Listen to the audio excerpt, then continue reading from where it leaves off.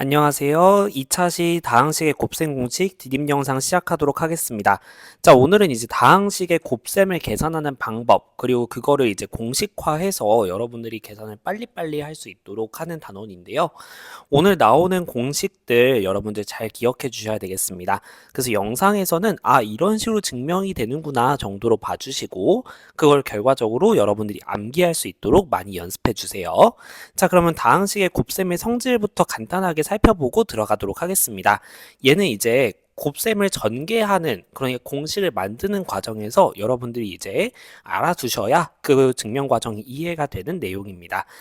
먼저 그 자연수의 덧셈 또는 다항식의 덧셈과 비슷하게 곱셈에서도 이제 여러 가지 성질들이 성립이 되는데, 먼저 첫 번째로는 순서를 바꾸어서 계산해도 된다라는 겁니다.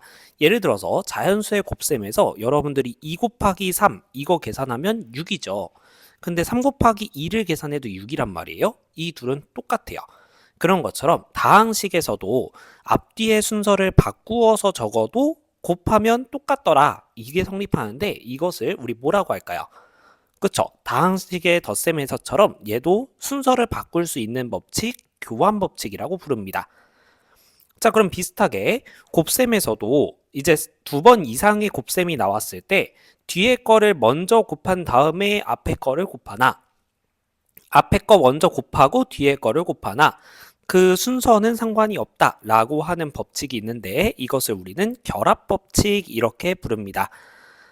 자연수에서의 곱셈과 마찬가지로 다항식에서의 곱셈도 비슷하게 성립이 되더라. 즉 어떤 연산부터 먼저 계산, 즉 둘을 결합시켜도 상관이 없다. 이런 법칙이 결합법칙이고요. 근데 이제 다항식의 덧셈에서는 이 두 가지만 있었던 반면 그 곱셈에서는 새로운 법칙이 하나 더 등장을 합니다. 여러분들이 이미 알고 있는 분배 법칙이라고 하는 건데요. 나누어 준다라는 느낌이에요. 그래서 이제 여러분들 자연수에서도 봤듯이 A 곱하기 B 더하기 C 이런 식으로 어떤 두 개짜리 덧셈으로 연결되어 있는 두 개 이상의 항으로 되어 있는 거에 어떤 것을 통째로 곱하게 되면요. 그 애를 우리가 이렇게 나눠 주듯이 분배하듯이 계산이 되더라. 그래서 A 곱하기 라고 하는 것이 넘어가면서 얘가 이렇게 B와 C 쪽에 분배되는 느낌으로 계산되는 게 분배 법칙입니다. 자, 마찬가지로 다항식에서도 A라는 다항식에다가 B 더하기 C를 곱하게 되면 분배가 되면서 A 곱하기 B 더하기 A 곱하기 C 이렇게 되는 거예요. 뒤에서 분배가 되는 것도 똑같다라고 보시면 되겠습니다. 자, 그래서 여러분들이 이 분배 법칙, 그 곱셈 공식을 유도하는 과정에서 제일 중요하게 사용되는 공식이니까 잘 봐두시면 좋겠습니다. 자, 그러면 이제 우리 다항식의 곱셈 공식 볼 텐데요. 여러분들 이미 중학교 때, 중3 때 그 5가지의 공식을 배웠었어요. 오늘은 그것들을 이용해서 새로운 공식들을 추가로 더 확인해 볼 겁니다. 형광펜으로 칠해져 있는 부분은 여러분들이 꼭 기억하셔야 되는 부분이에요. 그래서 지금 보시면 먼저 A 더하기 B 더하기 C의 제곱 이렇게 되어 있습니다. 우리가 중학교 때 봤던 A 더하기 B의 제곱 요 공식에서 항이 하나 더 늘어난 거라고 생각해 주시면 돼요. 그 결과는 우리가 A 더하기 B의 제곱 아래쪽에다가 선생님이 적어 볼 건데 얘는 우리 A제곱 더하기 2AB 더하기 B제곱 이런 식으로 제곱이 나눠지는 느낌으로 두 개의 항이 생기고 가운데에는 뭔가 둘에 곱해진 거에 2배 이런 식으로 2라는 숫자가 좀 특징적으로 보이죠. 그것처럼 이제 요 세 개의 항의 제곱도 2라는 숫자가 특징적으로 계속 보인다 라는 것을 생각해 주시면 됩니다. 근데 각각의 제곱의 합 그것과 그 다음에 섞여 있는 혼합항이라고 부를 거거든요. 이 혼합항의 2배 요것들로 연결이 되어 있다라는 거 특징으로 기억해 주시면 되겠습니다. 자, 그럼 얘는 어떻게 나오느냐 증명 한번 해볼게요. 여기에서 A 더하기 B 더하기 C의 제곱 여기에서 A 더하기 B를 하나의 덩어리처럼 생각해 볼 거예요. 자, 그래서 우리는 네모 더하기 C의 제곱이다 이렇게 생각하고 곱셈 공식을 적용해 보면요. 앞에 거 제곱 더하기 2배의 앞에 거 뒤에 거 그 다음에 더하기 뒤에 거 제곱 이렇게 하잖아요.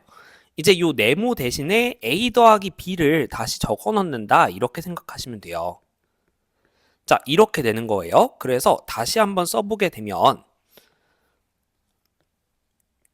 a 더하기 b의 제곱 더하기 2배의 a 더하기 b c 더하기 c 제곱 이렇게 나오게 되겠고요. 자, 그럼 여기에서 a 더하기 b의 제곱 계산할 필요 있겠죠? 요 부분 전개하고 요 부분 전개해야 될 거예요. 자, 그래서 전개를 해주면 a제곱 더하기 2ab 더하기 b제곱 이렇게 되고, 뒤에 있는 거 분배해주면요, 이 분배했을 때 2a 더하기 2b 이렇게 되겠죠?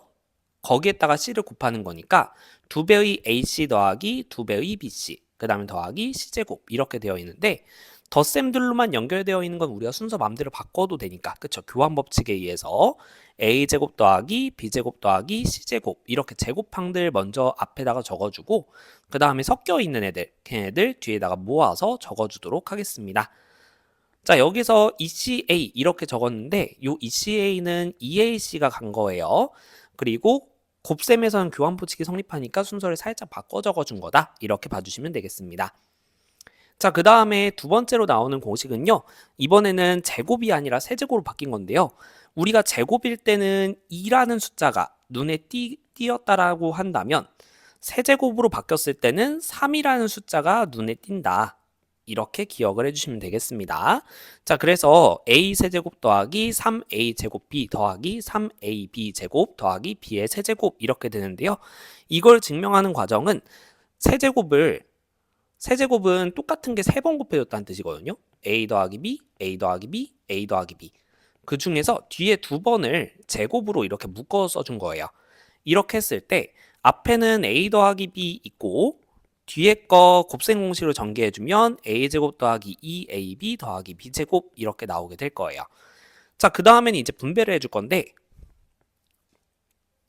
여러분들 이거 분배하는 과정에서 물론 얘 이렇게 분배 이렇게 해도 되겠지만, 한 개씩 나눠준다라고 생각하면서 전개할 수도 있습니다. 항이 많아질수록 이렇게 한 개씩 출발시키는 관점이 많이 나오게 되는데, 지금 그 관점 써볼게요. 자, 그래서 먼저 a부터 출발시키겠습니다. 그럼 a 곱하기 a 제곱이니까 a 세제곱, 그 다음에 a 곱하기 2배의 ab 이렇게 되면 a가 2개가 되죠. 그래서 2a 제곱 b, 그 다음에 ab 제곱. 자, 그 다음에 이제 b 출발시켜 볼게요. 그럼 ba 제곱, 2ab 제곱, b 세제곱 이렇게 되겠죠. 근데 순서에 맞게 a부터 앞에 적어주게 되면 a 제곱 b 더하기 2배의 ab 제곱 더하기 b의 세제곱 이렇게 되면서 동류항들이 눈에 보여요.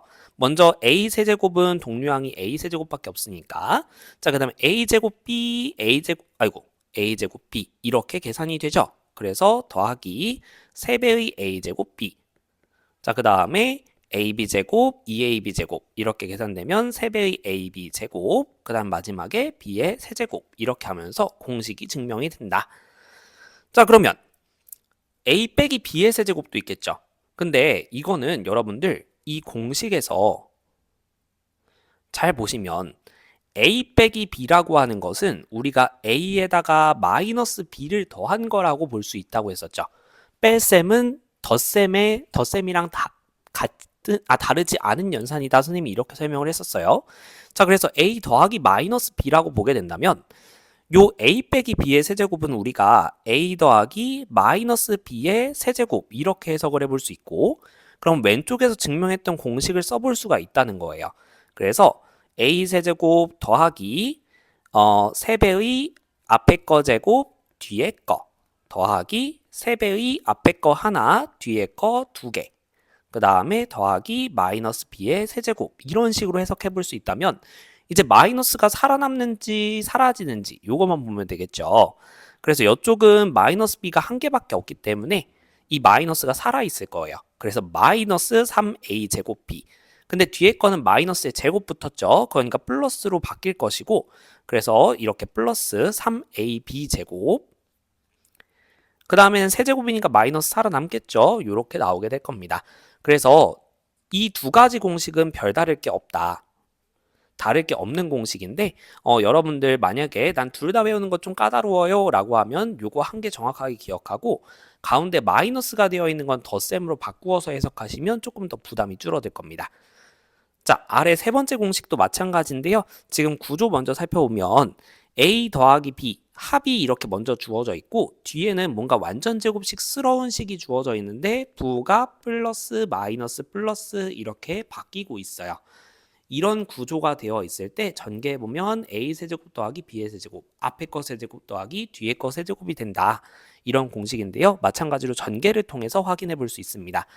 자, 그래서 여기에서 마찬가지로 한 개씩 잡고 출발시켜 볼게요. A를 이렇게 출발시켜 보게 되면 A의 세제곱 빼기 A제곱 B 더하기 AB 제곱 이렇게 되겠고요.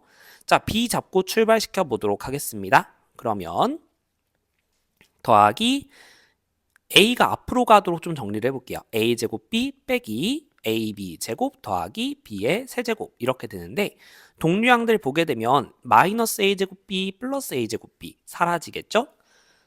AB 제곱 마이너스 AB 제곱 사라지겠죠?